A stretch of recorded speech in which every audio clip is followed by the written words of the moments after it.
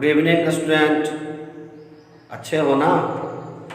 तो हम लोगों ने कल एनसीईआरटी प्रश्न का हल करना प्रारंभ कर दिया था और उसमें से हम लोगों ने सबसे पहले पाठ्य निहित प्रश्न यानी कि जो पुस्तक में प्रश्नावली से पहले जो भी प्रश्न दिए हुए हैं उसका उत्तर करना प्रारंभ किया था।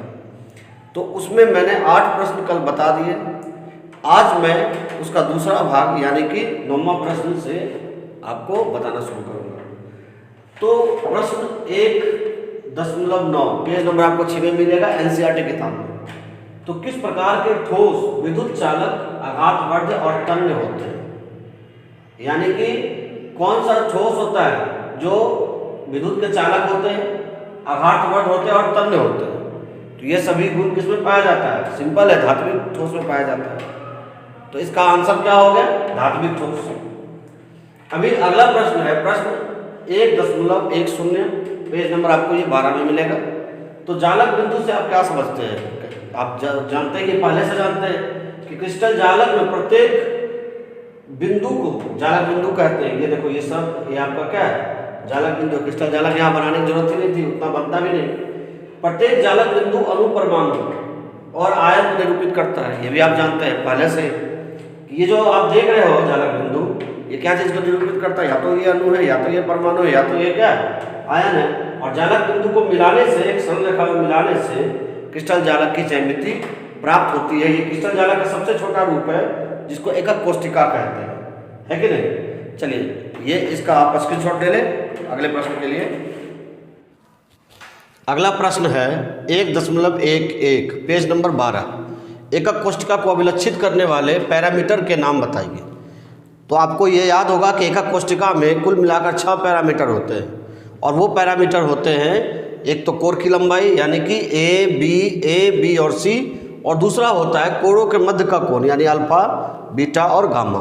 फिर से एक बार देख लो कि प्रश्न 1.1 में कहता है कि एकक कोष्टिका को अभिलक्षित करने वाले पैरामीटर के नाम बताइए।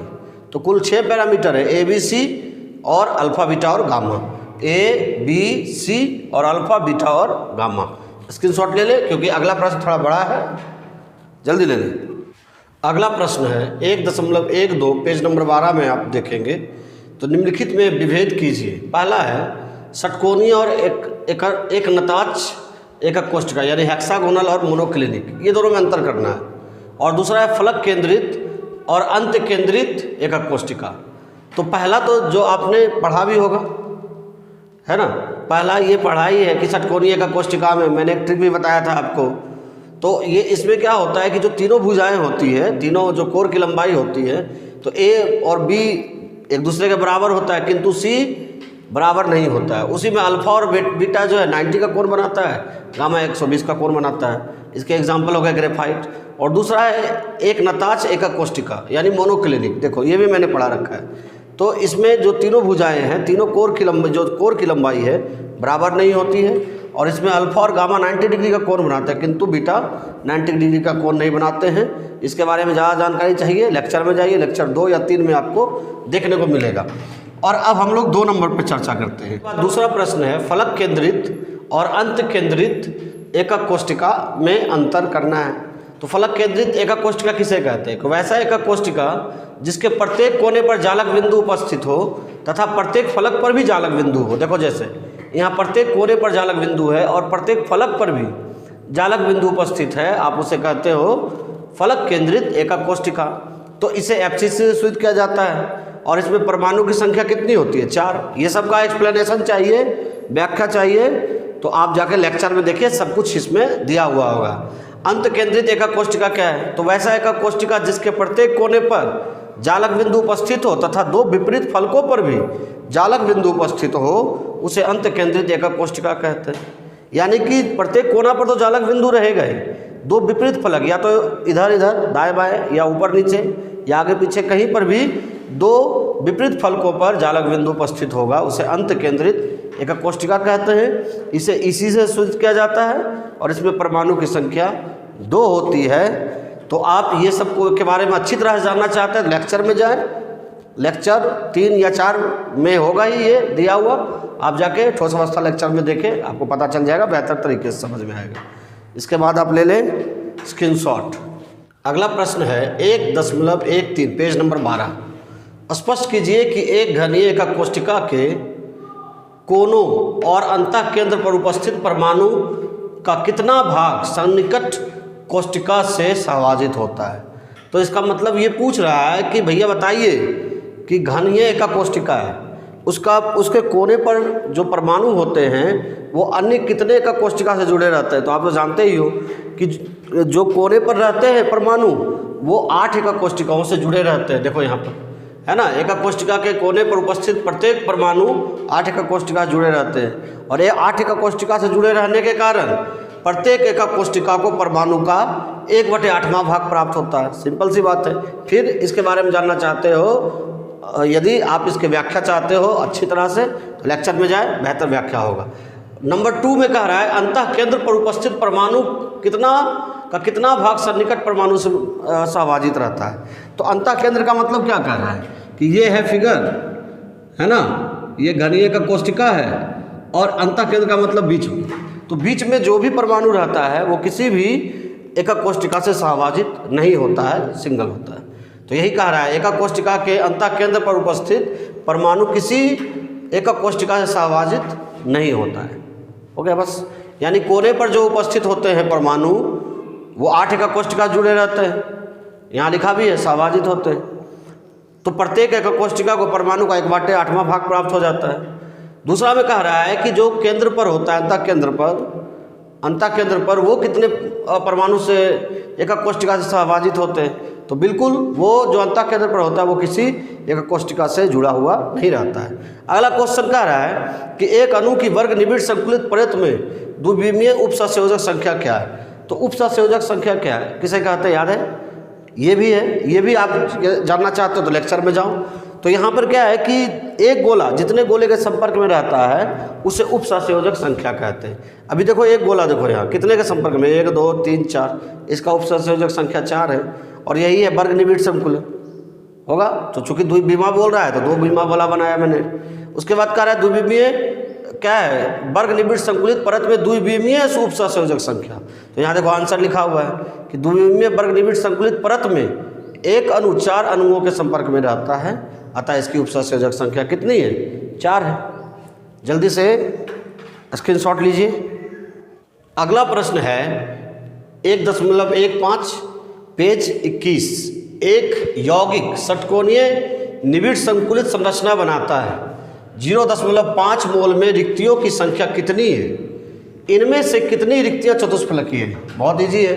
तो मोल कह रहा है, तो 1 मोल में, सॉल्यूशन मैं आपके सामने करता हूं, तो 1 मोल में परमाणु की संख्या, 1 मोल में परमाणु की संख्या, आप तो जानते ही हो 1 मोल में परमाणु की संख्या कितनी होती है, याद है ना, 6.022 × 10⁻23। यही होता है ना, मैंने कई बार बता भी रखा है कि 1 मोल में परमाणु की संख्या होती है 6.022 × 10⁻23।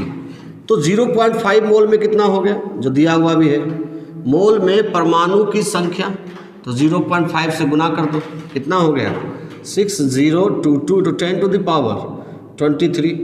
तो बराबर क्या हो गया, दोनों को गुना कर दो तो आ जाएगा 3.011। अब बोलो सर इतना जल्दी कैसे गुना कर लिए? अरे भाई आधा है, आधा से गुना करोगे तो आधा ही होगा ना। तो आधा से गुना किए 3.011 गुना 10 पर पावर कितना हो गया, 23 हो गया। अब इतना हो गया। उसके बाद कह रहा है अष्टफलकीय, पहले क्या पूछ रहा है कि रिक्तियों की संख्या कितनी है। तो यहाँ पर सबसे पहले हम देख लेते हैं, चतुष्फलकीय पूछ रहा है, तो अष्टफलकीय रिक्तियों की संख्या कितनी है, क्योंकि चतुष्फलकीय रिक्तियों की संख्या जो होगी वो अष्टफलकीय रिक्तियों की संख्या के दुगना होता है। तो अष्टफलकीय रिक्तियों की संख्या, तो अष्टफलकीय रिक्तियों की संख्या होती है परमाणु की संख्या के बराबर। तो परमाणु की संख्या बराबर क्या हो गया, 3.011 गुणा 10 पर पावर 23। ये सिंपल है।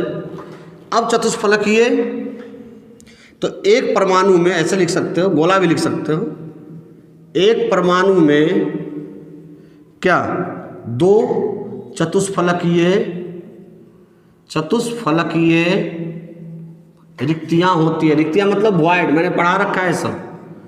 रिक्तियां होती है, हो गया। कितने रिक्तियां होती है? तो 2 रिक्तियां एक परमाणु में, तो परमाणु की संख्या इतनी है, तो चतुष्फलकीय रिक्तियां की संख्या कितनी होगी? यानी इतने परमाणु में कितना, 2 से गुणा करना पड़ेगा। चतुष्फलकीय रिक्तियां की संख्या,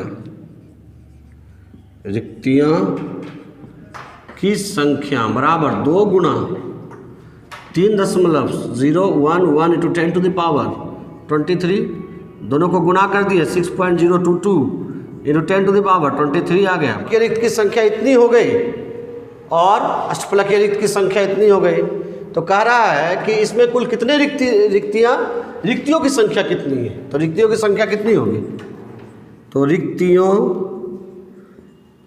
की संख्या, तो रिक्तियों की संख्या अष्टफलकीय संख्या की रिक्तियों की संख्या जोड़ चतुष्फलकीय रिक्तियों की संख्या, दोनों को जोड़ देना है। तो क्या हो गया? 3.011 गुणा 10 पर पावर 23 जोड़ 6.022 इंटू 10 टू द पावर 23। तो घात है, घात को कॉमन ले लो। 3.011 जोड़ 6.022 दोनों जोड़ देते हैं, गुणा 10 पर पावर 23, दोनों जोड़ दिए तो कितना हो गया? 9.033 गुणा 10 पर पावर 23। इसको एक बार और समझ लीजिए बढ़िया से। कह रहा है कि एक यौगिक षटकोणीय निबिड़ संकुलित संरचना बनाता है। 0.5 मोल में रिक्तियों की संख्या कितनी है? इनमें से कितनी रिक्तियां चतुष्फलकीय है? बड़ा आसान है। पहले पूछा है रिक्तियों की संख्या कितनी और इसमें से कितनी चतुष्फलकीय है। तो 1 मोल में परमाणु की संख्या कितनी होती है? पहले जानते हो। ये तब 0.5 मोल में कितना हो गया? गुना कर दिए, इतना आ गया। तो अष्टफलकीय रिक्तियों की संख्या किसके बराबर होती है? परमाणु की संख्या के बराबर होती है। तो हो गया भाई। अब एक परमाणु में यानी एक गोला में 2 चतुष्फलकीय रिक्तियां होती हैं। तो बताइए चतुष्फलकीय रिक्तियां कितनी हो गई? तो परमाणु की संख्या गुना 2 से गुना कर दिए, इतना आ गया। तो रिक्तियों की कुल संख्या कितनी है? तो 2 प्रकार की रिक्तियां होती है ना, एक तो अष्टफलकीय होती है, एक चतुष्फलकीय होती है। दोनों को जोड़ दीजिए, आंसर आ गया। जल्दी से स्क्रीनशॉट लीजिए। अगला प्रश्न है 1.16 पेज नंबर 21। एक यौगिक 2 तत्व M एवं N से बना है। तत्व N CCP संरचना बनाता है और M के परमाणु चतुष्फलकीय रिक्तियां का 1/3 भाग अध्यासित करते हैं। यौगिक का सूत्र क्या है? इजी है। अभी क्या कह रहा है कि एक यौगिक 2 तत्व M एवं N से बना है। तत्व N CCP संरचना बनाता है। तो माना कि सॉल्यूशन कर रहा हूं मैं, माना कि CCP में N परमाणु की संख्या, N परमाणु की संख्या इक्वल्स मान लेते हैं हम लोग X या कुछ भी मान सकते हैं। तो चतुष्फलकीय रिक्तियों की संख्या कितनी हो गई? चतुष्फलकीय रिक्तियों की संख्या, तो चतुष्फलकीय रिक्तियों की संख्या, चूंकि परमाणु की संख्या के चतुष्फलकीय रिक्तियां संख्या दुगुना होते हैं, क्या हो गया? 2x। अब क्या कह रहा है कि M जो परमाणु है, M परमाणु वो किसके? चतुष्फलकीय रिक्तियां का, चतुष्फलकीय रिक्तियां का 1/3 भाग अध्यासित करता है। यही कह रहा है ना, अध्यासित करते हैं। अध्यासित मतलब उसको घेर लेते हैं, अध्यासित करते हैं। तो बताइए M परमाणु की संख्या कितनी हो गई? तो M परमाणु की संख्या तो किसके? चतुष्फलकीय रिक्तियों का कितना भाग? 2/3। तो 2x का 1/3 भाग। तो इसको करेंगे हम लोग तो क्या हो गया? 2x बाय क्या हो गया? 3। ये हो गया यहाँ तक, ठीक है। अब N परमाणु की संख्या आ गई x और M परमाणु की संख्या आ गई 2x/3। यानी कि इसको ऐसे कर सकते हो आप कि M कितना आ गया? M आ गया आपका 2x/3 और N कितना आ गया? N आ गया आपका कितना? x। तो दोनों का अनुपात मिला लो। तो अनुपात हो गया M अनुपात n हो गया ना, बराबर क्या हो गया 2x/3 अनुपात x।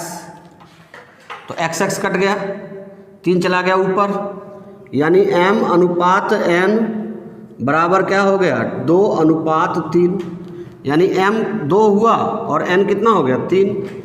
इसका मतलब यौगिक का सूत्र क्या हो गया, यौगिक का सूत्र हो गया m का कितना आया है, m का आया 2, तो m2, n का कितना आया है 3, तो m2n3, बस बन गया। एक बार और सुन लो ये, तो क्या है, एक यौगिक 2 तत्व m एवं n से बना है। तत्व n CCP संरचना बनाता है और m के परमाणु चतुष्फलकीय रिक्तियां का 1/3 भाग अध्यासित करते हैं। यौगिक का सूत्र क्या है, तो माना कि CCP में n परमाणु की संख्या x मान ली है, तो चूंकि चतुष्फलकीय रिक्त की संख्या परमाणु की संख्या का तो दुगना होता है, 2x हो गया। तो m परमाणु चतुष्फलकीय रिक्तियां का 1/3 भाग अध्यासित करता है, 1/3 भाग खा जाता है। तो 2x का 1/3 भाग कितना होगा, तो 2x/3 हो गया। तो इसका मतलब m का मान आ गया 2x/3 और n का मान आ गया x। अब ये दोनों को अनुपात में मिलाएं, x कट गया, 2:3 हुआ, m2n3 हो गया। स्क्रीनशॉट लीजिए जल्दी। अगला प्रश्न है 1.17 पेज 21, निम्नलिखित में से किस जालक में उच्चतम संकुलन क्षमता है। संकुलन क्षमता टॉपिक मैंने आपको क्लास में पढ़ाया था, लेक्चर में, उसमें आपको सबको पता होगा कि सरल घनीय का संकुलन क्षमता कितना होता है, अंतः केंद्रित घन का कितना होता है और षटकोणीय निबिड़ का कितना होता है। षटकोणीय निबिड़ का मतलब कह रहा है फलक केंद्रित घनीय का कोष्टिका, तो उसमें कुछ नहीं है। सरल घनीय का मैंने बताया था, उत्तर मैं इसका लिख रहा हूँ। तो सरल घनीय का सबसे पहला, सरल घनीय का याद है कुछ कितना होता है 52.4%। दूसरा जो है वह है अंतः केंद्रित घन, अंतः केंद्रित घन, इसका कितना है, तो इसका लगभग 68% होता है। और तीसरा जो है वो षटकोणीय निबिड़ संकुलित संरचना है या जालक है, षटकोणीय निबिड़ संकुलित जालक, इसका कितना होता है, तो ये इसका होता है 74%। यदि आप इसके बारे में अच्छी तरह से जानना चाहते हैं तो लेक्चर में जाएं, लेक्चर में मैंने ये सब बता रखा है, प्रूफ करके बताया है कि 52.4% कैसे आया, 68% कैसे आया और 74% कैसे आया। तो इन तीनों में आप किसका संकुलन क्षमता सबसे ज़्यादा देखते हो, इसका, यही देखते हो ना। तो पूछ रहा है किस जालक में उच्चतम संकुलन क्षमता है, तो आंसर होगा षटकोणीय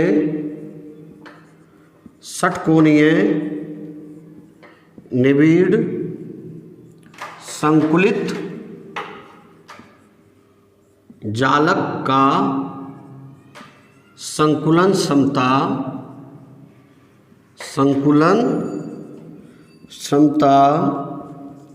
सबसे अधिक है।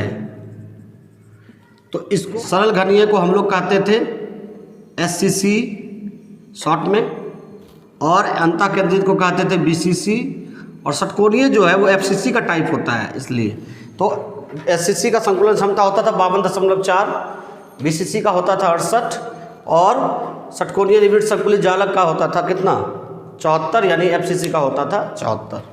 तो इस तरह से हम लोगों ने देखा, NCERT के कुछ प्रश्न हल किए हम लोगों ने, आगे और भी हम लोग हल करेंगे, लेकिन कल रविवार है और आपका टेस्ट है, इसलिए अब अगला NCERT का जो सॉल्यूशन होगा वो सोमवार को होगा। धन्यवाद, मिलते हैं।